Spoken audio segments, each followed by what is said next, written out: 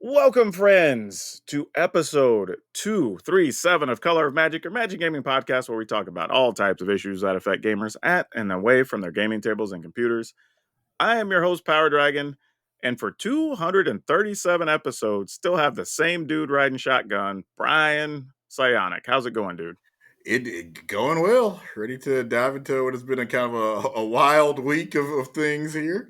Yeah, we're kind of all over the place this week, dude. There's a little bit of news. It felt from like all parts of the industry, even for Magic. There's just stuff kind of all over the place. Which is weird because it seemed like a week where nothing happened, but a lot of things still happened, kind of under the hood.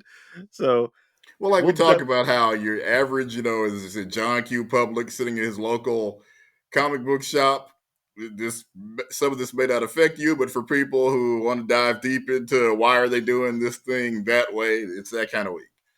yeah, basically, and I think you bring up a good point too that we take for granted that everybody that plays a game or a hobby or whatever knows everything about it, knows all the news about it, or whatever. But Yeah. people are still amazed when I tell them I travel the country yearly and I go to local stores, and the average player for a variety of games they play their game, they go to the local store, they play with their friends, their cousins, whatever, and that's it. They don't know about everything behind the scenes, and they don't care. I learned Like, that the hard way doing news. Like you're in your bubble. You think, oh my God, the mayor has this incredible sex scandal going on. Everybody knows about it. Then you go try to do the man on the street interview, and it takes you an hour to find anybody. First of all, who even knows who the mayor is, and yeah, that's second of also all, true. that a sex scandal is happening. People are in their own bubbles, and except for the people that are really really into it and can tell you everything. The majority of us are kind of in our own world on things. Yeah, that's just to preface things and just say like, hey, you got to give people some grace that they don't know about certain things, Right. right? Not everybody's on Twitter or Facebook or whatever and sees the news outlet stuff, or they don't follow the same people you follow. So, hell, I've even had it because I've blocked some people and curated my feeds. There's sometimes whole days worth of drama are happening on social media, Mm-hmm. and I get like a little glimpse of it because somebody I know mentions it or something. That's it. I don't even know what they're talking about, right? Right. And people are like, how did you not know? And I'm like, man, none of those people are on my feed anymore. Like, I just don't see them. I remember having this discussion with my boss at the time, trying to figure out what we were going to do for the man on the street. And he's like, yeah, you asked about the Biomedical Research Center. Like, bro, we know about that. The average person on the street of Shreveport knows nothing about that. And he was, no, let me show you how to do this interview. And after about the fifth person that had no clue what he was talking about, I could just see him getting visibly frustrated. Like, it's that big building right over there across the street. Like, I told you, the average person doesn't know what it is. Doesn't matter to them. It's just another office building. Yeah. They don't know what's inside. Yeah, sure. If you're a doctor or if you cover, hospitals you know everything about it. But the average person on the street doesn't even know what's over there. Well, let's get into it. And just before we do, I want to remind everybody, you can still go to patreon.com/colormagic and you can support the show. Throw a little bit our way. It helps us out, especially while we're between sponsors and stuff. Helps keep the lights on. Does a little bit good. Also, you can get a shout out just like Kurtosis, one of our new members. So thank you so much. And for our top level members, you'll know who you are. I just got some fun stuff in the mail for you. So you'll be seeing that probably within a couple of days from you listening to this. But let's get into our lead story because it somewhat connects to last week, right? We had that story about the Wizards president and surprise announcement of resignation, which kind of took everybody off guard, which led to a lot of people, which we said not to do, but led to a lot of people speculating that, oh, well, the Wizards and Hasbro quarterly reports come out next week. She's probably getting out of Dodge before it comes out because it's going to be disastrous news. Well, guess what? The report's out today. And reading through it, it's kind of just business as usual. I would even argue that this was somewhat better news for Wizards than we anticipated. Yeah, considering they're still writing off $1 billion debt from Entertainment One, these are actually really good. After it was announced, Hasbro stock apparently went up by 11%. So it's way better than what even industry insiders thought it was going to be. Yeah, and I think it's very easy for people to look at this and take away one or two negative numbers, but understand that they basically lead with, hey, first quarter overall revenue was down by about 24%, and that's all of Hasbro, not just Wizards, it's all of Hasbro. And they're saying it's largely because of the E1 film and television division that they basically are getting out of and selling, right? There's costs associated with that they're having to slowly take off the books over the next year to 2 years for layman's terms. Yep. Like, so that's going to affect some of their profit numbers. But they did follow up and say, while that led to an overall 9% revenue decline, growth was still up in Wizards and in digital gaming by 7%. And their entertainment division was up 65%. Now, those numbers were largely due to a very good release on Fallout Right.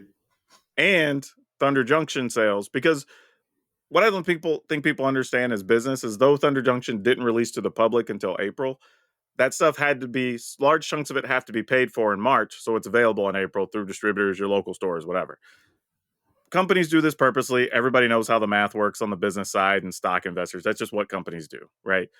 You know your release isn't coming. You set your order date to be in the first quarter, so you make your first quarter numbers look better, blah, blah, blah. But numbers are numbers. Those sales were going to happen either first quarter, second quarter, didn't matter. So And even there was a with Transformers movie last year. Those always help spike Transformer numbers because those movies do stupid business, and they're pretty much review proof. Nobody skips going to see Transformers because they got a 30% on Rotten Tomatoes. They're big, dumb robot movies. They have a built-in audience, and they make a bunch of money every time they come out. And dude, then that's their the way I felt toys about make a Pacific bunch of Rim. money. Yeah, Just big exactly. dumb robots and monsters. I don't care what you tell me about it. I'm gonna go watch it. Fast and Furious, big dumb cars. And they Yep, just make gonna money. go watch it. Ain't nobody watching it for the acting, the plot, any of that stuff. And also the other thing too about Transformers is it's not just the movie that usually leads to like extra action figures and Yep. T-shirts and lunchboxes and blah blah. Like, so there's a bunch of other stuff associated with that offset some of these numbers, which is good. But this is an overall pretty positive picture, which hence why the percentage went up on stock 11%. Is because if you go through this report, they're basically saying, okay, cool, we have more operating profit than we had last year. You know, that's cool. Our adjusted operated profit number is significantly up, like 100 mil over same time last year. You know, their margins are up 14% compared to the prior year. They've sold down some of the inventory they were sitting on. Some of that was just sell prices, get it out through stores or whatever you got to do, but they're sitting on less waste now. So that's a thing. And every Right? week So, I found out something crazy they own that I didn't know. And apparently, Peppa Pig is Hasbro, and for some yep. reason, Peppa Pig had a good 2023. I don't know what Oh, dude, Peppa Pig's big for them. right? And like, I don't get it because I mean, admittedly, I don't have kids, but generally, like, when I've seen like Dora the Explorer or Thomas the Train or whatever, I'm like, okay, I get it. I don't know, man. I've watched Peppa Pig a couple times trying to understand. I don't get My kids were it. a little bit older than I think I would say Gabby was probably of the age right when Peppa Pig was starting to become popular, but now that wasn't Mm, really ever one of her. I think some of it is just British accents because one of the things I've heard is fair, that there are so many kids that are running around speaking with the British accent because I guess in a lot of cases Peppa Pig is probably the first time they've ever heard one. So and fair, just and British accents make stuff sound cooler. That's why no matter what ethnicity the villain is, a lot of times they have a British accent. It just makes everything sound bigger and more grandiose. fair. But yeah, Peppa Pig, I see it on a lot of places. Kids love it. Makes Yep. sense. But yeah, going through the report, you know, they gave a lot of money to investors. There's 97 million went out in the first quarter, I think they said. So between 42 and 61 cents per share.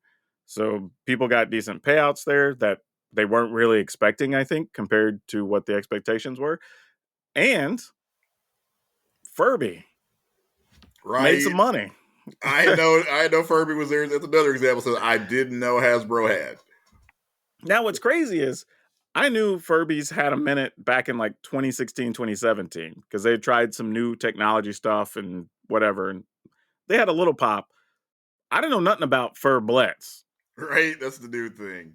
Yeah, which Little baby apparently, Furbies that can talk to the big Furby.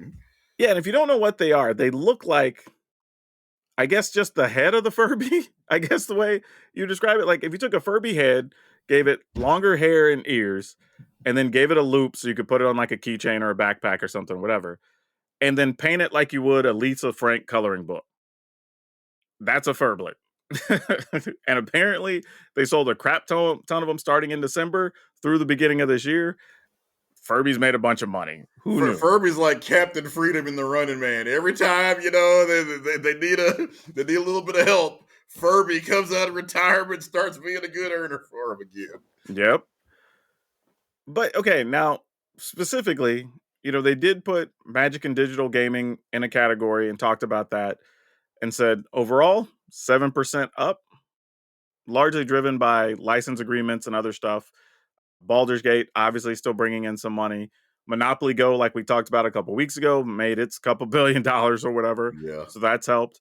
Tabletop revenue also increased 5%. And they're saying largely due to Magic the Gathering shipments to do with Outlaws of Thunder Junction yep.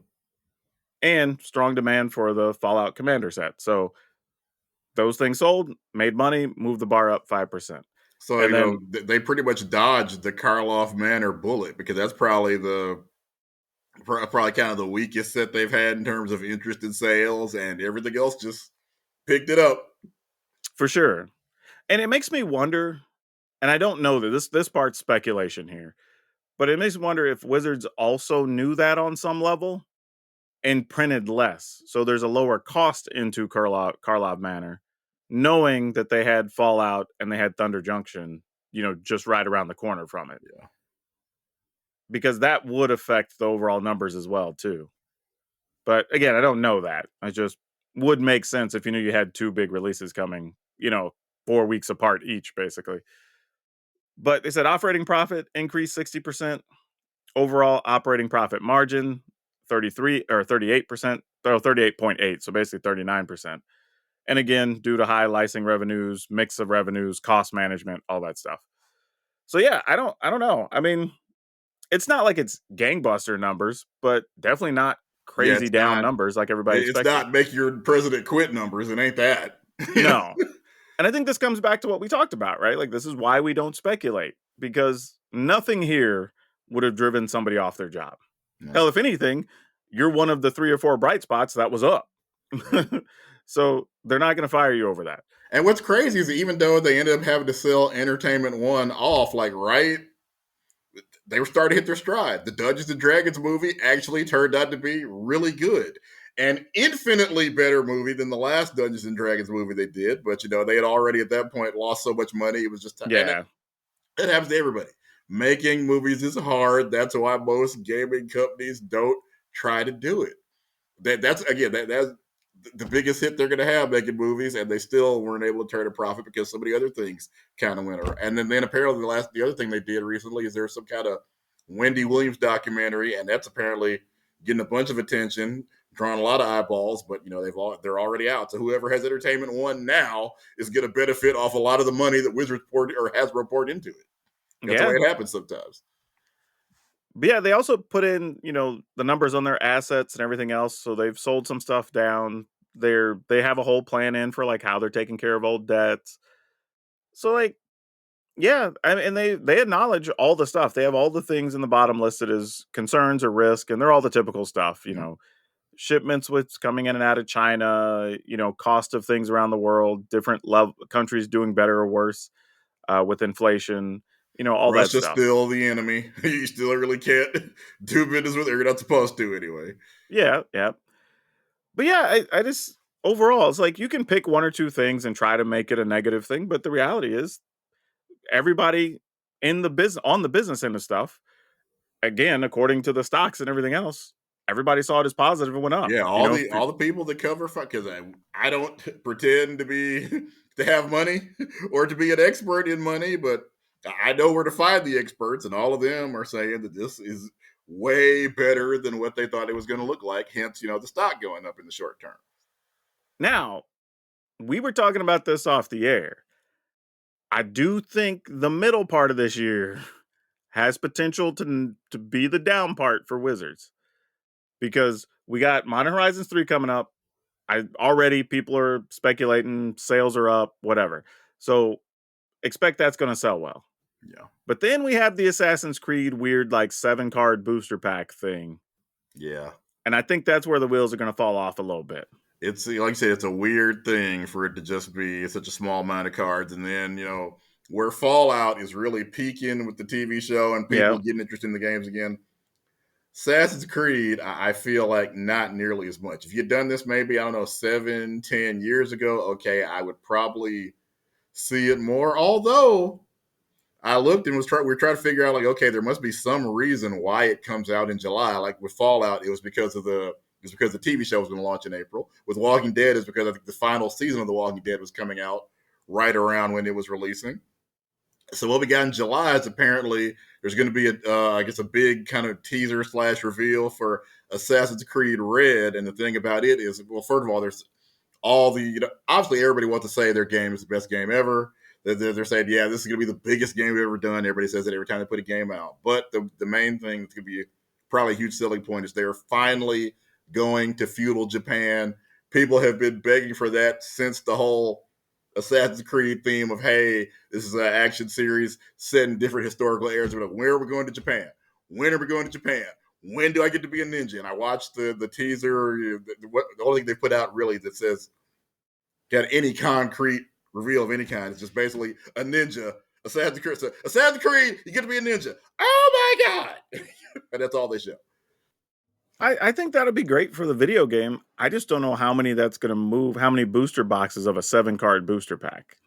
Unless maybe they're going to get to reveal something like they announced during Ubisoft, Ubi Fair. Forward or whatever it is, whatever their version of E3 is now. Say, hey, if you want to see the hero of Assassin's Creed Red for the first time, go buy these cards. Maybe they do something like that.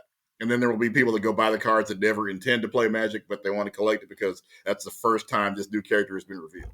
I could go for that. Yeah, Maybe you got to something have like that. something. Because I think one of the things that really helped Fallout was like, cool, I only had to go buy 4 commander decks. Right. And I basically had all the cards. Now, if you want the special versions and the foil, whatever, go buy the collector boosters. But like, you could have everything in 4 decks. You spend a couple $100, you got everything. Like, it's going to be harder to do that because Assassin's Creed doesn't have commander decks. And these are slightly better booster packs than the aftermath pack, epilogue packs, I think is what we called them or whatever.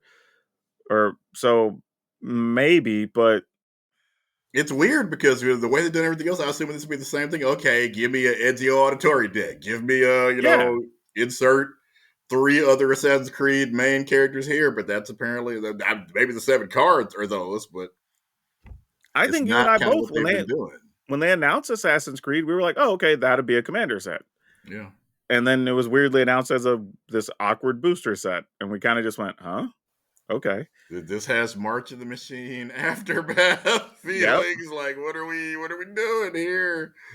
I will say this though, the rest of the year looks good. People are already excited about Bloomburrow and the whole Right. like animal stuff and the cutesy things. The furries are gonna eat. Oh yeah, You give a sure. product that has Oh, dude, animal the themes. the Yeah. costumes that might be available when Right. we get to Vegas. Oh yeah. Oh, people are gonna go ham on that stuff. But Then they then, turned is it Raoul? They turned into an otter, which is just yep. the cutest animal ever. But we have Duskmorn, which is like the haunted house stuff or whatever, which that'll go over big. And there's a crazy amount of crossover you could do for that, Right. especially around like October, November Yep. with Halloween and whatever. And then you have a Pioneer Masters at the end of the year, which will probably be loaded with reprints, which will get people to buy it. So you do have one down spot in the year, but the rest, Pioneer does still exist. It it really does. does. But yeah, I think this is overall probably still going to be an okay. Like we said it before, it's going to be a good year for Wizards, but it's going to get talked a lot about being a down year because you had last year with the craziest selling Lord of the Rings set, Yeah, you right? can't have record profits every year, unfortunately. Yeah, so instead of 1 point, whatever it was, 1.5, 1.6, whatever the number was, it'll probably be like 1.1, 1.2 billion, which is still a crazy big Right. number, right? But everybody's going to go, oh, well, they were down, 300 million or whatever. And it's like, well, yeah, sure, but It's easy to do the clickbait article. Hey, profits were down by 30%, but you don't get the context of, oh, by the way, profits were at a record high the previous year from not a just that, but it's huge release for Magic, huge release for D&D Digital. yeah. Now, I will say they do have, I think, 6th edition D&D or whatever coming out soon, so we'll see how that affects sales, and that might prop the numbers up too. But if you're worried about overall numbers on Wizards and on Hasbro, they're normal. They're fine. Business as usual, slightly up across the board on some things. So, like, yeah, It's the same way small towns will manipulate their crime stats. We had 200% fewer murders this year. When you're talking about two. yeah, exactly. You had 2 last year and 0 this year. Awesome. Yeah. But all right, let's get into some of these soapboxy things. Now, I don't even know how I want to approach this one, but there was a dude, and I'm gonna see if I can get the username correct because it's something also. It's just Arab, is what it says. His handle is your fellow Arab. You're gonna find out quickly he's not anybody's fellow, but he starts out with, "I used to be a gamer, professional at that." Oh God.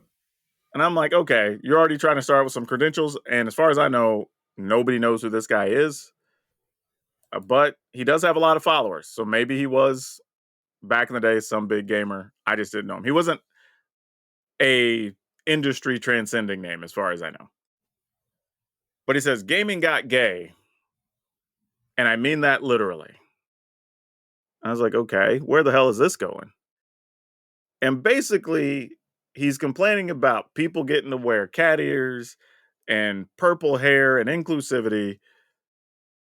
And then his argument is that before all that started, everything was already inclusive because no matter the color of your skin or your orientation, we got to discriminate against everybody. And it's like, how is this positive? He says it was a war zone where you could let it all out and we were all equal. I'm like, okay, so, That's never been true. but also, if your excuse was, I needed to get out my frustrations by discriminating against everybody, Yeah, not the argument that's that not a using. positive argument. No. Like, you're literally saying, I have pent up anger, and the way I deal with this anger is to go yell racial slurs at everybody. Like, that's the actual problem. I don't think he Right. understands. So then he goes on talking about trying to combat discrimination and things become less inclusive and blah blah blah. Of course, he just getting lit up in the comments, right? Every possible post, meme, whatever. I would say it's like, the typical 1 or 2% are jumping in trying to defend Yeah. him.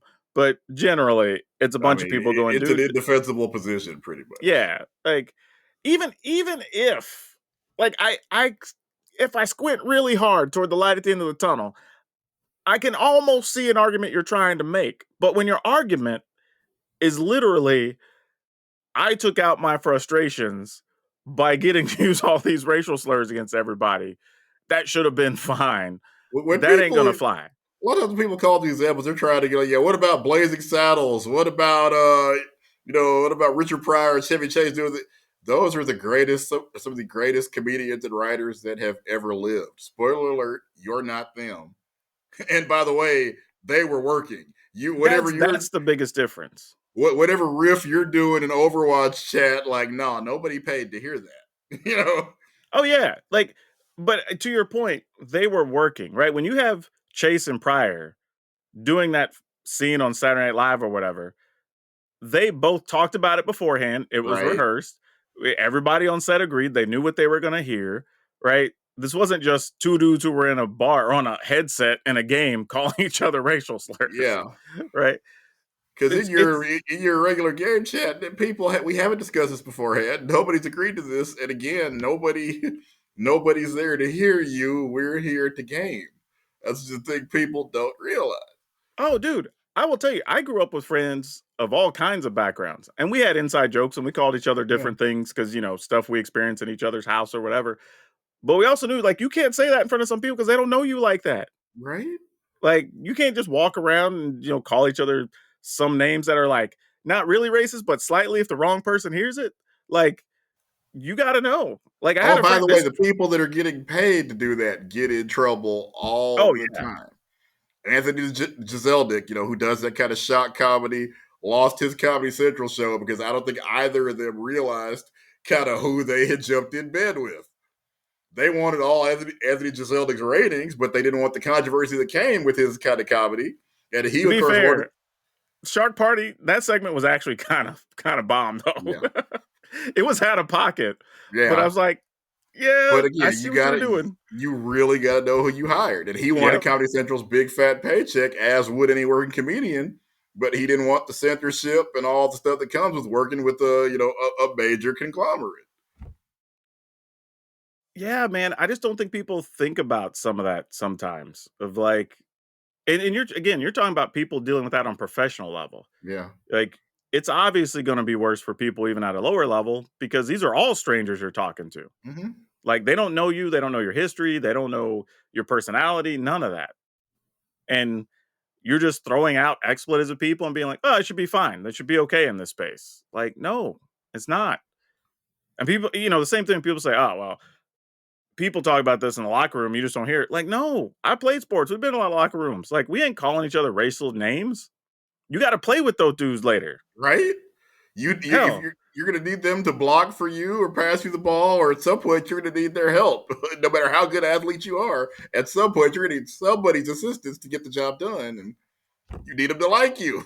exactly. So like I don't understand, man. But I just thought it was worth mentioning like this mentality is still out there, right? That Absolutely.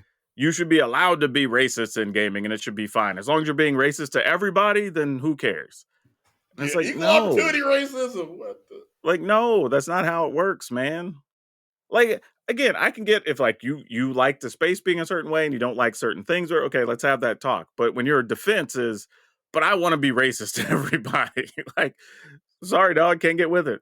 No, Like, just not gonna be a thing. you can't expect anybody. And by the way, even the people you say that are complaining now, they never liked it. Now we're just black people have microphones now. We have podcasts. We have many ways. Shoot, we That got cameras now in public. all of this marginalized people are able to actually talk about these things now, where in so many cases, maybe before we weren't comfortable with it. Well, the problem Daquan and now, I have it is because you got receipts now, right. right? It's honestly to take it back about 10 years now, like it's like the Ray Rice thing, right? When we heard like, oh, he got in a fight with his significant other, whatever. But when you can see it, that changes everything, right? Like, even though it should be the same thing. Like you hit your significant other, that's bad. It should always be Right. bad. But everybody's opinion changes when there's footage. Exactly. All of a sudden everybody's like, whoa, hold up. Like, even though it's the same thing we've been telling you for like two Yeah. weeks, but then the footage comes out, all of a sudden you wanna get upset about it. Right. So Because that's why. so many people, fortunately for them, had never seen domestic violence, in any capacity. They just had heard about it. And as you said, to see an almost 300-pound man knock his wife unconscious and then step over her with body language indicates he's done this before. Yep. He isn't But shocked. this applies to He isn't everything though. upset. I think just like you're saying though, there's recordings, right? We've got cameras, we got all the audio you want. We have all the receipts from locations and everything. Because now there's cameras and payment things, and you can track everything. So now you can put together like, no, this actually happened, Yeah. and that changes those stories for people. But all right, I'm gonna get off this because it's just an knucklehead on Twitter. I'm sure you got something else. Yeah, as I've been telling y'all, I've been doing some WWE 2K24 content over my YouTube channel because the game is just incredible this year. And one of the things I noticed when you obviously to go into making videos, you put in what they call creator safe mode. So you've muted, a lot of the background noise, a lot of the commentary.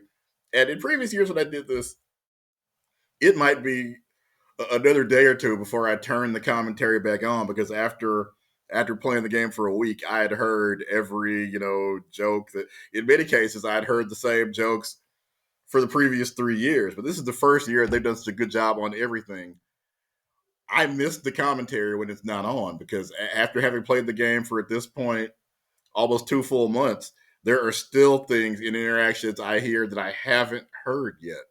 For example, Cody Rhodes and Dusty Rhodes are both in the game, and there's interactions for when the two of them are fighting each other. This match never actually happened in real life. They have, like they have a whole story for why Cody and Dusty are fighting each other. If you do Roman Reigns versus Bruno Sammartino, which you would think would be just the odds of that, because there are so few people playing the video game and even first of all know who the hell Bruno Sammartino is. But yeah, they even have interactions for Roman Reigns versus Bruno Sammartino, because talk about what a dream match this is and how Bruno is essentially the Roman Reigns of his era, the unstoppable champion. And just I continue to be blown away by everything that they've done in the game this year. It's just phenomenal. I wonder if that's going to be kind of the new concept going forward for games, because I'm I realizing hope so. now so many games have like all this extra audio Yeah, pre-recorded for it. Like we talked about it with Baldur's Gate 3. I think they said they had something like 160 hours worth of like vocal recordings and stuff for all part. So you can go through the game and you might only hear like half the stuff they ever recorded. right. For people that Which is only go through the crazy to think game about. once, which is probably the majority of people, there's stuff you'll never hear. Yeah, that's just a crazy thing to think about. Like you can play the game for 100 hours and never hear half the stuff they recorded. Right? Isn't that That's wild? replay value for you. Yeah. But even like you're saying, for there's stuff in WWE 2K24 that unless you get the right matchup or the right venue or the right pay-per-view, whatever, you just might not hear some of the stuff they recorded for it, which is kind of cool. Honestly, I think it keeps games from getting repetitive. You always have something fresh, or even for a viewer in the modern world where you're watching multiple people make content, you're not hearing the same things over and over. It also helps that we're to the point where the commentators that are currently working WWE are young enough to where they understand how video games work. Probably grew up playing some video games in their case, as opposed to King and JR, where you can tell this was kind of like just they're doing another voiceover job. They're not. They kind of know how it works, but they don't really know how it works.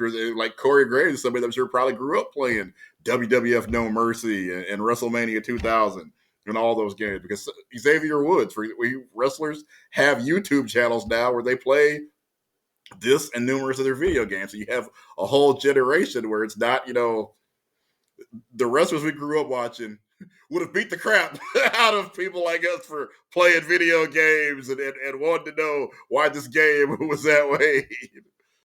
Yeah, but dude, that old WrestleMania arcade game, that thing slapped for Yeah, it real. did. I played Every way 4 or 5 too much. years, they would just hit everything perfect. Oh man. But yeah, that's a good call out though. I think that's something to keep an eye on for games going forward, because it sounds like that's kind of the new way of design to help offset some of the repetitiveness, which is kind of cool. Definitely. But all right, it's that time. We kind of learned some things this week, and these are both kind of very different. So, what do you got for everybody this week, Brian? Yeah, we were talking about Baldur's Gate a little bit earlier, just the incredible job that they did. And Baldur's Gate is the first game since they've had basically 5 different people handing out what are considered like the 5 major game awards, like how, for example, movies have, the Oscars, the Golden Globes, etc. There's 5 awards that are considered to be the kind of elite awards in gaming. And Baldur's Gate 3 is the first game to just sweep the category. All 5 of them. Nobody before, not Spider-Man, not Legend of Zelda, not even Grand Theft Auto has swept all 5 of the major gaming awards. So just another tip of the hat. Sad they're not going to, the Larian Studios isn't going to work on the franchise anymore, but I mean, they've definitely earned the right to go kind of do whatever their dream is after doing just the game that's going to stand the test of time. We'll be playing this, talking about it 20 years from now. So they won the equivalent of like the GOAT or the Right? EGOT. Yeah. They got That's pretty wild to technically think more about. exclusive than the EGOT, because at this point, there's at least 15 or 20 people that have an EGOT, right? Yeah, that's true. They are the only people that Yeah, have. there's not a lot. I think there's maybe like 10 or 11, something like that. But there's a few that have them. The irony is, I think the term was coined by Philip Michael Thomas, who I don't think ever won any of them, unfortunately for him. But he That's was funny. talking about how he wanted to get the EGOT as an actor, and then like, what are you talking about? Oh, Emmy, Grammy, and then people start calling it that. Yeah, because it's the Emmy, the Grammy, the Oscar, and the Tony. So you got to Yeah, do something on Broadway or whatever. right. But yeah, this is kind of a cool point, because I think it also shows how much D&D and role playing culture have kind of permeated gaming and nerd culture as a whole, right? Because there's tons of people playing D&D that never played before. Hell, there's a bunch of channels where people are just making role-playing content. You know, a lot of it D&D, but there's other Yeah. stuff. And people And watch it, the people that have never played D&D, people that never intend to play D&D, but they watch this because it's just, especially to see some of the world's best actors and voice actors doing this, it ups the entertainment level. for sure. And I think that carried over to Baldur's Gate. I mean, just like you said earlier, like sometimes you just hit things at the right time, right? There really wasn't a big role-playing game in that window of time. You know, there wasn't anything D&D related really. So it's like people were kind of primed for that. And the game itself was fantastic. So it's like you checked all the boxes at the right time and it was a runaway hit by far. That's cool though that they got every award. That's pretty damn impressive, Right. honestly. And there'll be probably others, but there'll never be another first. True. Mine this is more something that I saw that was asked, and it started me down a rabbit hole of thought that I'm going to take the listeners on This with one is, us. yeah. I know this is wild, y'all. So, for those you don't know, there are two people involved in a scenario. One is Joey Chestnut, who is the world record holder for eating hot dogs, Nathan's famous hot dogs on 4th of July for like I think 9 years running or something, like a long ass time. He's gotten the mustard belt and he goes around and does eating competitions. Then there's Usain Bolt, who's now a retired runner who I think still has the world record in the 100 meters at like 9.8 something. So a little under 10 seconds. Fantastic. Won a bunch of Olympic medals. He ran the 200 meters as well. The question then became, and this was on, Joey Chestnut was on a podcast and they'd asked him this question of, if you raced Usain Bolt in 100 meters, could you beat him if neither of you could leave the starting line until you consumed a full hot dog? And that started getting me thinking, like, this is actually a real question. Normally, when people ask this stuff, it's kind of dumb.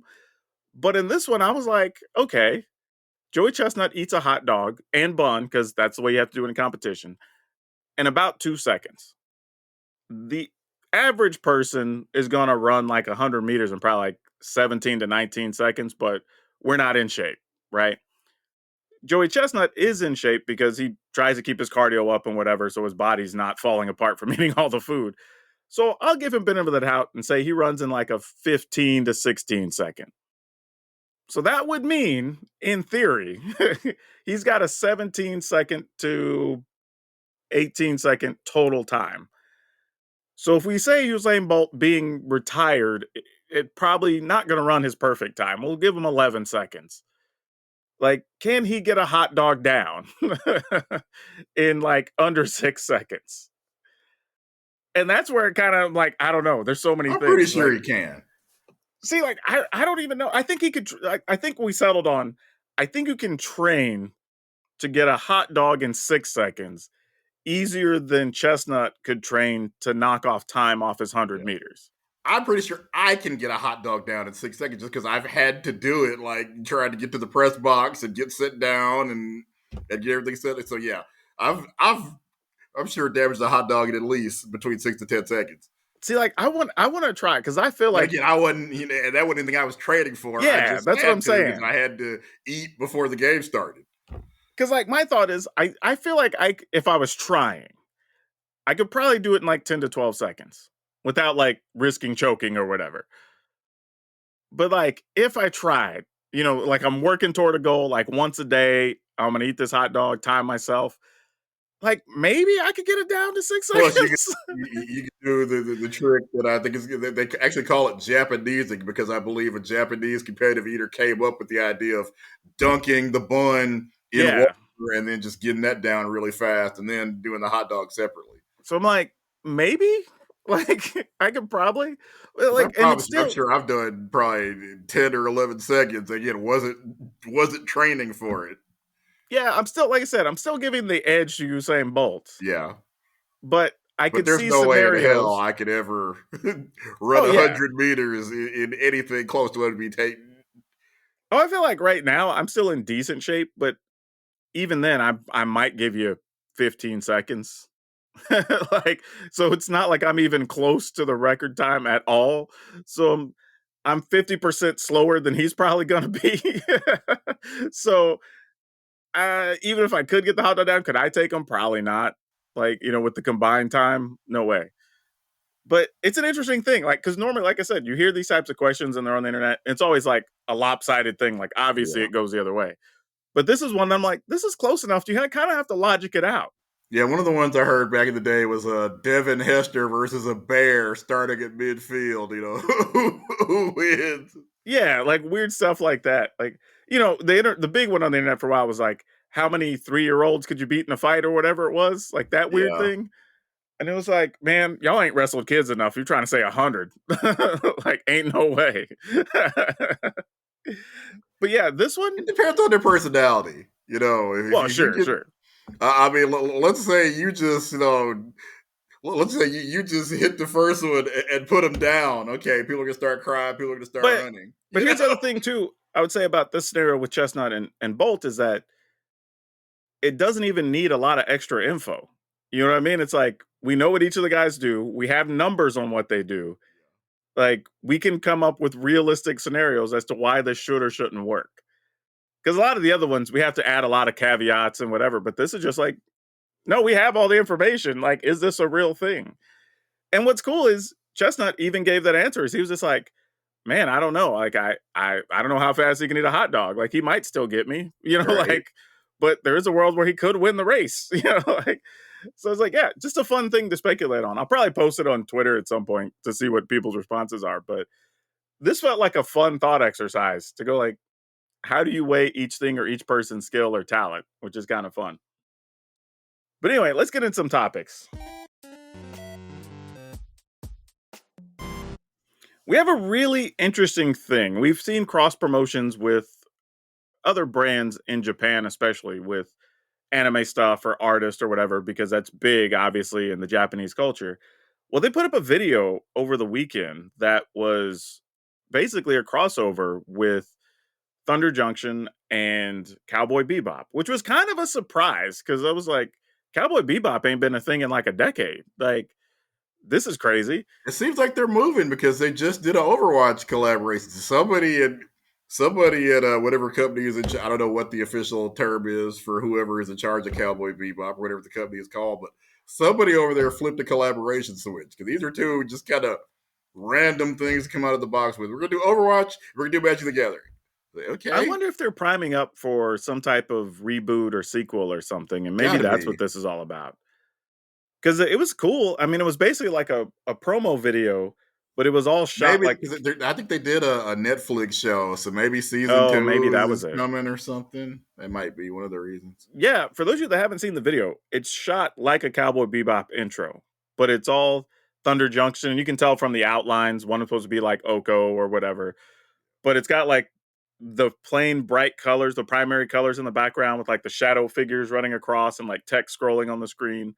Like it's just really well done if you're into that style of animation or whatever. But then we found out, it was either yesterday or the day before, that it's not just a video, you can actually get that artwork on cards. So, yeah, what Wizards is doing is you go to Standard Showdown at your local stores from now and I think until July. You have to look at the dates again. But there's 5 different cards that are going to be available for a couple of weeks at a time. So you can hit up however many events you want. There are going to be so many at each event for the top so many finishers or whatever. And they're actually all playable cards. They're all cards that appear in deck lists. I don't think any of them were rares. I think they were all commons and uncommons, but all very playable commons and uncommons, which is pretty cool. So looks neat. I mean, they have like that primary pastel kind of color on the back on some of them, with like a shadowy figure on the side or whatever's supposed to represent the artwork done with like the thick black lines and just really cool. And I'm not even like I really like the music in Cowboy Bebop, but I'm not like the hugest fan of the anime itself. But this promotion's really cool, dude. Like, and I don't even know, like, what were they doing for Overwatch? Because I didn't even see that I at think all. just different skins, and then I think you can unlock some more if you play a certain series of challenges. Okay.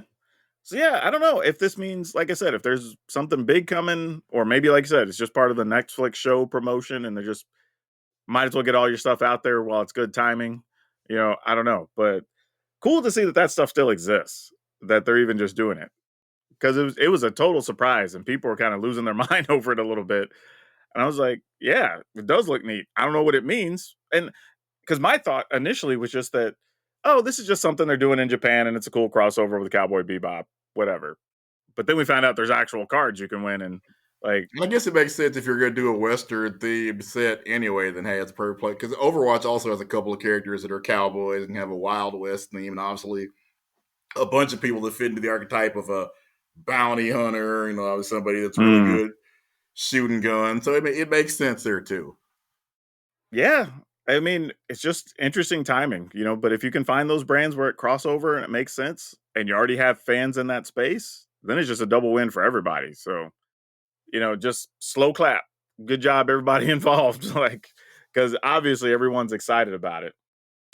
Another thing I wanted to point out is Blizzard has something going on right now. Like, we know Blizzard, if they have a new project, it makes a lot of money. That's kind of the rule, right? Even the weird MOBA that they had for a while that you could play characters from all their games or whatever, like that did was hot for a minute. But if you go look at their website, they have a bunch of jobs available, like 45 or so, and about a quarter of them are for a thing that's titled Unnamed Game. So I don't know if this is them just starting a new project, if it's a spin-off of another thing, but they're obviously starting to build out the department for whatever this new thing is. So one, this is kind of a heads up of, hey, there might be something sweet coming from Blizzard in another year or two. But also, if you're looking to get into the industry, here's an opportunity where a whole bunch of jobs open up on a brand new project. So hit them up. You may have to move to like Southern California or to Texas in their Austin studio or something, maybe. I don't know where the jobs are, but hey, if you want an opportunity, at least it's there because you don't get too many of those. Another programming note I should point out is Pro Tour Seattle is this weekend. And this is kind of the first time we haven't had the Pro Tour attached to another major event or convention in a while. So this is going to be a bit different. This event, my understanding, is just going to be the pros and their families and staff. And it's kind of the only people that are going to be there. And the other interesting thing about this one is it's the first standard format event we've had on the Pro Tour that's happened near the beginning of the season in a long time. For whatever reason, Wizard had scheduled a lot of the Pro Tours to be toward the back end of the season, usually the back like 3 or 4 weeks for some reason. And I don't know, maybe they wanted more prep time for the players or something. I don't know what the logic was, but I know a lot of viewers always said, well, we already know the format, so why are we going to watch? Right. And there was always some innovation because, it's the top players, but rarely was there like a new deck or you saw something crazy with the card. You didn't know how the combo was going to work or anything like that. But now, with all these cards in Thunder Junction, nobody really knows what's going to happen yet. So it'd be interesting to see if it generates more viewership because it's a newer season or the event's happening closer to the beginning of the season. Because I don't have a clue. People ask me like, "What do you think it's going to do?" I'm like, "Man, I don't know." The event still starts on like a Thursday, I think. So like we'll see what happens. And have they definitely said they're doing some kind of coverage on it? Yeah, they announced the coverage team. They had the coverage schedule was posted, so they're gonna do the full shebang like a normal pro tour. Just gonna be less of an audience, I guess, live. But like it's a weird production, man. Yeah. Where it's a thing we're not used to. But my understanding, and again, this is heard from somebody who heard from somebody, through the grapevine. So I'm not gonna say this is true. I'm just gonna tell you it came at least from a source that I trust. I can at least say that much. But my understanding was they wanted this one to be at an event, another Magic Fest or MagicCon, and they were thinking my the way it was told to me, it was going to be scheduled probably in Japan. But as they got closer to scheduling it, apparently there was something to do with like some holiday or something or whatever in the area and would have caused complications for people for travel and whatever. So they didn't want to do that. But then it was also kind of too late to book something else at the time of the year they wanted to book it. So the easiest thing was, well, you can get one hall and just do the pro tour just with just the players and do your full setup and production and whatever. And that's at least serviceable. And you do it in your backyard in Seattle, effectively their backyard. They're in Renton, which is like 20 minutes outside of Seattle. But you do it in your backyard, then you don't have to really go anywhere. Your staff's on hand. You make it easy on everybody.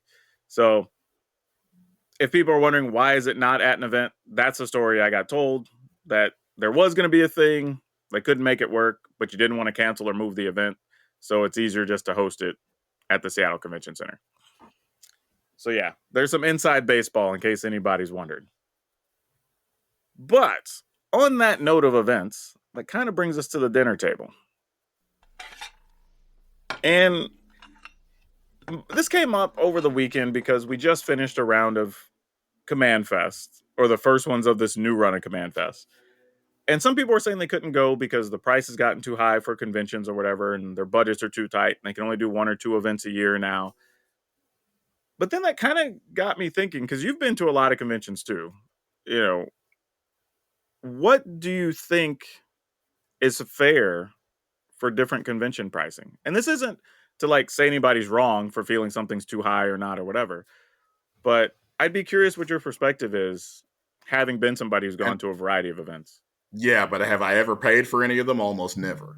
Well, there you go. Because Yeah. I'm a reporter, so I go in on the press pass. So that's yeah, so everything I'm about to say, I guess, take with a grain of salt.